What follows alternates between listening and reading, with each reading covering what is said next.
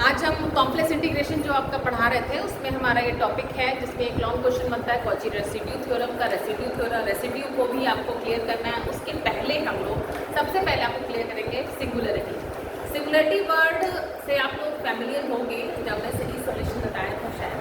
Analytic function, yes I told you. तो हम फिर से आपको बता देंगे एनालिटिक फंक्शन मैं स्टार्टिंग से ही बताती आ रही हूँ। तो एनालिटिक फंक्शन में जब एनालिटिक फंक्शन रुक जाए होना जिस पॉइंट पे, उस पॉइंट को सिंगुलरिटी बोलते हैं। ठीक है, जैसे कि मान लो z इज इक्वल टू लिखा है z-2 अपॉन z+3। ये फंक्शन है rational function. Okay, rational function है तो स्टार्टिंग से हुआ है। हाँ, तो रैशनल फंक्शन है ये। इसमें देखिए z बराबर 0 पे ये एनालिटिक रुक रहा है, ceases to be analytic. z बराबर -3 पे ये रुक रहा है। तो ये किस दो पॉइंट पे रुक रहा है, z बराबर 0 और z बराबर -3। तो इसकी सिंगुलरिटी दो पॉइंट में हो गई। बात समझ में आ गई? तो सिंगुलरिटी की डेफिनेशन लिखी है हमने, the function ceases to be analytic, उसको कहते हैं सिंगुलरिटी।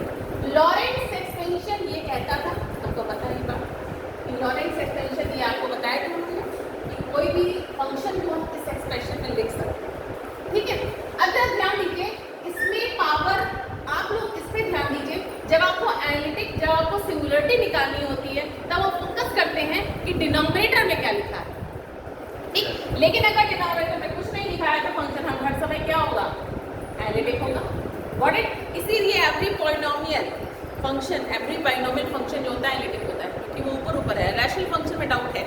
ओके नाउ, तो अब आती है बात कि हम फंक्शन की सिंगुलरिटी चेक करें तो कैसे चेक करें। जरा ध्यान दीजिए, कोई फंक्शन लिखा है, ये लिखा है, ये पावर हमेशा z-a की ऊपर रहेगी। अब here we are talking about at z is equal to a। ठीक है, हम लोग अब बात करेंगे z is equal to a पर।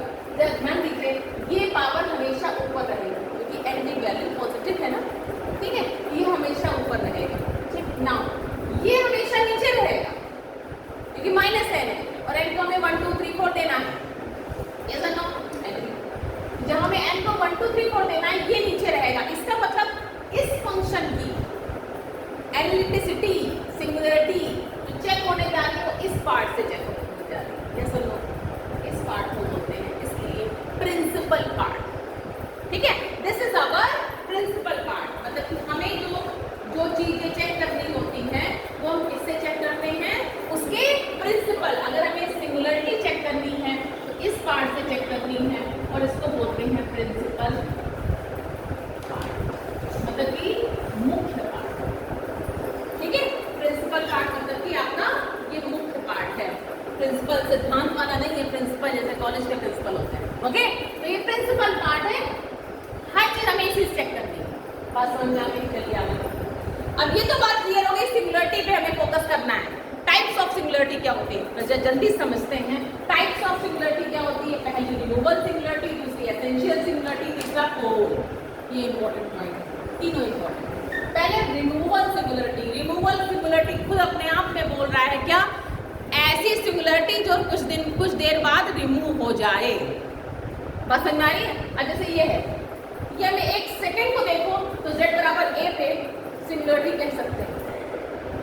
ठीक, लेकिन नहीं है। क्यों? क्योंकि ध्यान दो कि z-a को अगर आप ऐसे ही रखो और उसको ओपन करो, sin x का क्या होता है, x - x³ upon 3 factorial x हो ना। ये z-a से कट गया, बचा क्या, z-a square 3 factorial plus z-a³ भाई क्या हो गया, 3 + 5 आएगा, 1 कट गया, क्या बचेगा, 4 बचेगा ना, एंड सो ऑन। अब देखो ये सब जगह z-a की पावर ऊपर है ना, सिंगुलरिटी बची नहीं बची, सिंगुलरिटी रिमूव हो गई। तो इसको बोलेंगे एट z बराबर a पे इसकी रिमूवेबल सिंगुलरिटी है। मतलब ये सिंगुलरिटी एक झटके में दिख रही है बट सॉल्व किया तो सिंगुलरिटी नहीं है। अब ये देखो कहाँ सिंगुलरिटी है, इसको इससे कंपेयर कराओ, इसे माइनस की पावर नहीं है, देयर इज नो सिंगुलरिटी। बात समझ में आ गई? एसेंशियल सिंगुलरिटी मतलब कि ऐसी सिंगुलरिटी जो खत्म ही ना होती हो। मतलब कि जैसे ये, इसको जरा एक्सपेंड करो, x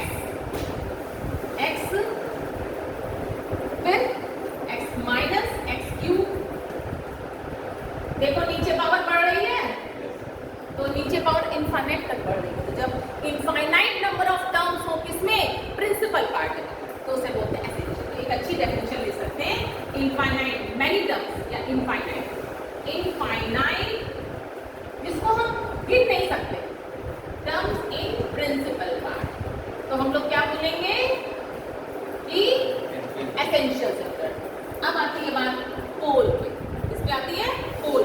पोल क्या होता है? पोल एक ऐसी सिंगुलरिटी होती है जिसमें फाइनाइट नंबर्स और इन प्रिंसिपल पार्ट, मतलब कि इसमें फाइनाइट संख्या। कैसे? जरा सा इसको आप ओपन कर दीजिए, साइन एक्स को एक्स माइनस एक ही जैसे एग्जाम्पल लिए जिससे आपको समझ में आ जाए कि किसी फंक्शन को हम कैसे एक ही चीज में हम तरह तरह की चीजें उसमें हम देख सकते हैं। जरा इसको आप कराइए तो क्या होगा? इससे क्या आएगा? 1/z माइनस क्यू आएगा, माइनस ये कैंसिल, तो नीचे क्या आएगा? 1/3 फैक्टोरियल z माइनस a। फिर देखिए क्या आएगा? अब सब जगह क्या होगा? ऊपर आएगा। यस और नो? ठीक, ये सारी टर्म्स जो होंगी वो कैसी होंगी? z माइनस a को ऊपर ले जाएंगे, और ये दो टर्म्स सिर्फ हैं जो z माइनस a को नीचे ला रही हैं। संख्या आप गिन पा रहे हो ना? गिन पा रहे हो ना? इसे ही बोलते हैं, जब आप फाइनाइट नंबर ऑफ एलिमेंट होते हैं प्रिंसिपल पार्ट में, तो देयर इज अ पोल। तो यहाँ पे z बराबर a पे पोल। क्यों?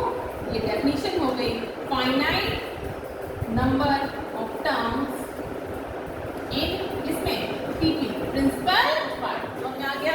Okay, thank you. ओके, तो सिंगुलरिटी में आगे कंटिन्यू कर रहे थे हम। तो अभी हमने आपको बताया सिंगुलरिटी कितने तरह की होती है, ठीक है? लेकिन ये दो सिंगुलरिटी ऐसी हैं, isolated singularity, non isolated types, ठीक है? मतलब कि दो तरह की सिंगुलरिटी और होती है, आइसोलेटेड सिंगुलरिटी और नॉन आइसोलेटेड। आइसोलेटेड खुद वर्ड बोल रहा है अपने आप में कि इसके अलावा कोई और ना हो, आइसोलेशन होता है ना, ठीक है? और नॉन आइसोलेटेड इसके अलावा कोई और हो, ठीक है? जरा ध्यान दीजिए, मैथ्स में हम लोग अगर मैथ्स के अलावा बात करें तो 1 के बगल में 2 है। मैथ्स के अलावा जो पर्सन होगा बायो वाला या फिर कोई भी लेमैन पर्सन, 1 के बगल में 2 है, लेकिन मैथ्स वाले बंदे से पूछो तो 1 के बगल में क्या 2 है? क्यों?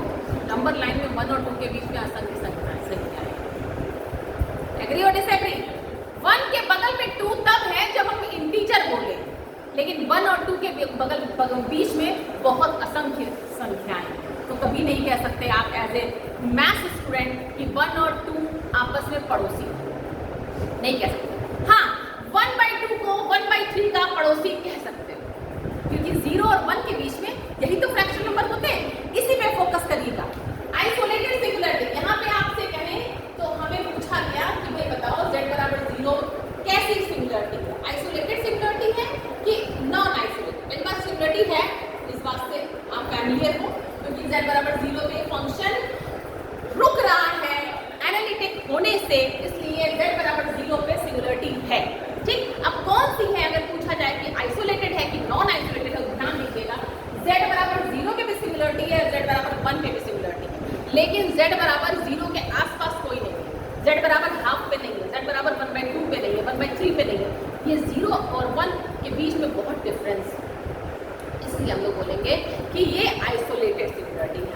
हमने आपका एग्जाम्पल को लिया है, वो कॉन्ट्राडिक्टरी एग्जाम्पल लिया है कि ये कोई ना कह दे कि मैडम 0 और 1 तो अगर बगल होते हैं तो ये आइसोलेटेड तो नहीं है, अकेली तो नहीं है, 0 के बगल में 1 है, नहीं, 0 के बगल में 1 नहीं हो सकता, 0 के बगल में 1/2 है, 1/3 है, 1/4 है, non that. Okay, so z बराबर 0 पे ये आइसोलेटेड सिंगुलरिटी है। क्लियर हो गया? नॉन आइसोलेटेड सिंगुलरिटी में आते हैं, मतलब कि अगल बगल में आपको बहुत मिल जाए, तो जरा चेक करते हैं। ये फंक्शन दिया गया, इसको चेक करना है। इसको आप अपनी भाषा में क्या ऐसे लिख सकते हो, क्योंकि 10 से हम ज्यादा फैमिलियर हैं, ठीक है? और जब हम सिंगुलरिटी की बात करते हैं तो डिनोमिनेटर को 0 करते हैं और उसी पॉइंट पे चेक करते हैं, वही पॉइंट उसका सिंगुलर पॉइंट होता है। इससे सब लोग आप लोग रूबरू हैं। तो हम लोग क्या करते हैं, tan pi upon z is equal to 0, जो कि होता है tan n पाई, tan गए cut, pi upon z is equal to n pi, pi गए कट, आपका z बराबर आ गया 1/n, n is the number, plus minus कुछ भी हो सकता है, व्हाटएवर, ठीक है? देखिए z की वैल्यू 1/n पे, इसका मतलब 1/n मतलब क्या हो गया, 1/1, 1/2, ये नेगेटिव होगा और आगे बढ़ते बढ़ते जीरो भी आएगा क्योंकि 1/∞ भी आएगा ना। तो ध्यान दीजिए जीरो के पास असंख्य सिंगुलरिटी, यस और नो, तो ये अकेली नहीं है, इसलिए इसको बोलते हैं नॉन आइसोलेटेड। क्लियर हो गया? z बराबर 0 पे भी सिंगुलरिटी है क्योंकि ये जब करते करते तुम इनफाइनाइट रखोगे तो 1/∞ 0 आएगा। तो z बराबर 0 पे इसकी सिंगुलरिटी है, लेकिन 0 के आसपास बहुत सारे पॉइंट हैं, इसलिए नॉन आइसोलेटेड सिंगुलरिटी है। Got it? चलिए दो थ्योरम इसी में बेस्ड शॉर्ट क्वेश्चन आता है ऑब्जेक्टिव। Theorem 1 limit point. अच्छा सबसे पहले समझिए zeros of the function. Zeros मतलब क्या? जैसे आपने कहा सिंगुलरिटी के लिए आप लोग क्या करते हैं, उसको इनफाइनाइट करके देखते हो किस पॉइंट पे वो सीज हो रहा है। एनालिटिक होना सीज होना मतलब वो फंक्शन नॉट डिफाइंड हो रहा है। तो आप नॉट डिफाइंड के लिए इसका रैशनल डिनोमिनेटर को तो जीरो करते हो कि उस पॉइंट पे ये फंक्शन सिंगुलरिटी देगा क्योंकि उस पॉइंट पे वो function not defined. Agree? Zeros क्या होता है किसी फंक्शन का? जो उस फंक्शन को जीरो करता है, ऐसा पॉइंट जो उस फंक्शन को जीरो करे। ये फंक्शन z बराबर -1 पे 0 हो रहा है ना, तो ये इसे कहते हैं जीरोस ऑफ द फंक्शन। इसको लिखाने की कोई नीड नहीं, मैं बोल रही हूँ ऐसा point, the point eight which function will be 0, उस पॉइंट को जीरो करते हैं। ठीक, जीरो ऑफ द फंक्शन। ठीक, थ्योरम 2 थ्योरम है ऑब्जेक्टिव क्वेश्चन के लिए। लिमिट पॉइंट अगर 0 पे लगाओ तो उसको बोलते हैं isolated essential singularity. Limit point अगर पोल पे लगा दो तो उसको बोलते हैं, पोल मतलब वही सिंगुलरिटी। लिमिट पॉइंट अगर पोल पे लगा दो तो उसको बोलते हैं नॉन आइसोलेटेड। इसको लर्न कर लीजिएगा, उसको बोलते हैं नॉन आइसोलेटेड सिंगुलरिटी। मतलब कि अगर आपने 0 निकाले और उसमें लिमिट लगा दी है, लिमिट मतलब टेंस टू इन्फिनिटी, तो हम लोग बोलेंगे क्योंकि हमने जीरो निकाला था, उसमें लिमिट लगाई थी, तो उससे बोलेंगे isolated essential singularity. Objective question आता है।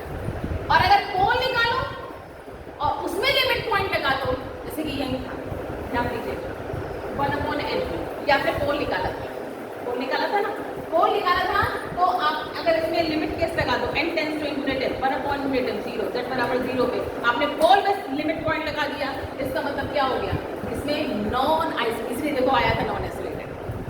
Got it? इसीलिए z बराबर 0 पे non isolated essential. Got it?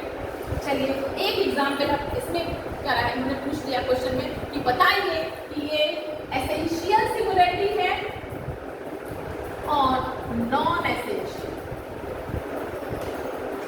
ठीक, तो क्या करोगे? सबसे पहले में दिख रहा है, क्या दिख रहा है हमें? दिख रहा है कि क्या दिख रहा है बताइए भाई। अगर हम इसकी बात करें जीरोस की, तो 0 जो कहाँ है? z बराबर 2 पे 0 है, z बराबर 2 पे 0 दिख रहा है, इस पे 0 है, z बराबर 2 पे। और भी 0 दिख सकता है, अगर ये 0 हो जाए तो ये 0 का मतलब क्या होगा? साइन जीरो मतलब n पाई, इसका मतलब 1/z minus n pi. Agree और disagree? z minus 1/n pi, agree plus 1 कर दिया, लिमिट लगाई, लिमिट लगाओगे कैसे लिखोगे? Limit n tends to infinity रखोगे, क्या आएगा? 1/∞ 0, 1 आएगा। तो z बराबर 1 क्योंकि आपने 0 पे सिर्फ लिमिट लगाई है, इसलिए थ्योरम के हिसाब से 0 पे जब लिमिट लगाते हैं तो आइसोलेटेड कहलाता है। एक थ्योरम के हिसाब से थ्योरम का प्रूफ बताने की कोई जरूरत नहीं है। तो z बराबर 1 पे आ गई आइसोलेटेड एसेंशियल सिंगुलरिटी। यस और नो? एग्री? ठीक है, अब ये लर्न बाय हार्ट कर लो कि 0 को जोड़ दो आइसोलेशन से। 0 मतलब अकेला, चुपचाप, आइसोलेशन। ठीक, पोल पे नॉन आइसोलेटेड, उल्टा बोल गया। एक काम डन। ठीक, तो तुमने 0 पे लगाई है ना, तो z बराबर 1 पे 2 पे तो सिंगुलरिटी है, 2 पे मतलब नहीं कहते, लिमिट पॉइंट नहीं लगा पाए ना, तो z बराबर 1 पे हमें मिल रही है आइसोलेटेड एसेंशियल सिंगुलरिटी। ठीक है, नेक्स्ट आगे बढ़ते हैं। अब हमें देखना है पोल।